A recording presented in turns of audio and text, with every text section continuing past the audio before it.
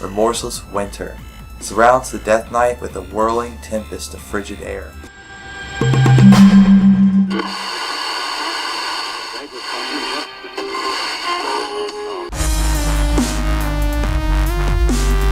Stereotype. Hey there fellow YouTubers, it's Stereotype here and you're watching TGN World of Warcraft. Today we're going to be talking about the new Death Knight talent changes in the upcoming expansion Mists of Pandaria. Now, just generally speaking, we know that there's some huge changes coming to the talent trees and some people aren't liking it too much. I myself am embracing the change 100%. Can't wait. So some of the great references they give here. The goal is to have you sit next to another combat rogue, and this combat rogue will actually have different talents than you do. What does that mean? That means that this combat rogue might have Shadow Step, or he might have some other crazy ability from a different tree that you can't get right now. So, class abilities are available to all specs in the class. The example they give, all warriors will learn Heroic Strike. But spec abilities are only available to certain specs. So every 15 levels you're going to have to choose from one of 3 spec abilities. Now what is that going to do? That's going to make it so you can truly fine-tune your character for what you like to do. If you're a PvPer and you want, all your stuns and great burst, or you're a healer, or just think of all the possibilities this is going to open up. Now, they are removing some abilities, but they cautiously warn you that they're probably just going to, it's going to be ability that you grant naturally as you level up. So you no longer have to spec into that ability. Also, they're adding several new overpowered quote abilities, which will be pretty much, combinations of abilities that they've lost or abilities to make up for what they've lost. So again, wax ecstatic. I'm completely excited about the change and looking forward to it. Let's take a look at the first level 15 spec abilities that you're going to have to choose from as a Death Knight. So at level 15 we have Roiling Blood, Corpse Explosion, and Outbreak. Roiling Blood.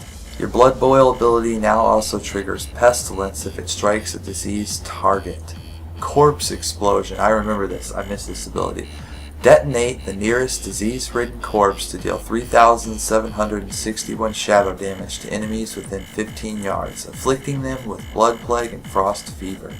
An enemy that dies while afflicted by one or more of your diseases will receive the disease-ridden effect. Outbreak. Instantly applies Blood Plague and Frost Fever to the target enemy. This is going to be an easy choice for me, ladies and gentlemen. I am going Corpse Explosion. I want to blow some people up. So yeah, let's move on to the level 30 spec abilities. Alright, so at level 30 we have Lichborn, Anti-Magic Zone, and Bone Shield. Lichborn, draw upon unholy energy to become undead for 10 seconds. While undead, you are immune to charm, fear, and sleep effects. Anti-Magic Zone. Place a large stationary anti-magic zone that reduces spell damage done to party or raid members inside it by 75%. The anti-magic zone lasts for 10 seconds or until it absorbs 11,832 spell damage. And finally, Bone Shield. Surrounds you with a barrier of whirling bones. The shield begins with 6 charges and each damaging attack consumes a charge. While at least 1 charge remains, you take 20% less damage from all sources. Lasts 5 minutes. That sounds kind of OP, all sources. But once again, awesome. Let's move on to level 45. At level 45 we have Disadvance, Chillblains, and Asphyxiate. I like that. I don't understand Chillblains, but I do like Asphyxiate. Disadvance. While your unholy runes are both depleted, movement and parrying effects may not reduce you below 75% of normal movement speed. Chillblains. Victims of your Frost Fever disease are chilled, reducing movement speed by 50% for 10 seconds, and your Chains of Ice immobilizes targets for 3 seconds. Sweet. Asphyxiate. Lifts an enemy target off the ground and crushes their throat with dark energy, stunning them until cancelled. Functions as silence if the target is immune to stuns. I really like the Asphyxiate ability here. I feel like Darth Vader. I want to grab that. Level 60 we got Death Pact, Death Siphon and Vampiric Blood. Death Pact. Drain energy from a dead minion, healing the Death Knight for 25% of their maximum health. Death Siphon. Consumes a death rune to deal 4,701 shadow damage to an enemy, healing the Death Knight for 75% of damage dealt. That sounds pretty sick! Vampiric Blood. Temporarily grants the Death Knight 15% of maximum health and increases the amount of health received from healing spells and effects by 25% for 10 seconds. After the effect expires, the health is lost. I'm liking the sound of Death Siphon myself. Let's move on to 75. At level 75 we have Blood Tap, Runic Empowerment, and Runic Corruption. Blood Tap. Each damaging Death Coil, Frost Strike, or Rune Strike generates a Blood Charge. Blood Tap consumes 3 Blood Charges to activate a random, fully depleted rune as a Death Rune. Runic Empowerment. When you land a damaging Death Coil, Frost Strike, or Rune Strike, you will have a 45% chance to activate a random, fully depleted rune. Sweet! Runic Corruption. When you land a damaging Death Coil, Frost Strike, or Rune Strike, your rune regeneration rate is increased by 100% for 3 seconds. I have to think about that one. Let's move on to 90. So at level 90 we have Gorfiend's Grasp, Remorseless Winter, and Desecrated Ground. Gorfiend's Grasp. Shadowy tendrils coil around all enemies within 20 yards of a target, hostile or friendly, dealing 4,137 shadow damage and pulling them to the target's location. Remorseless Winter.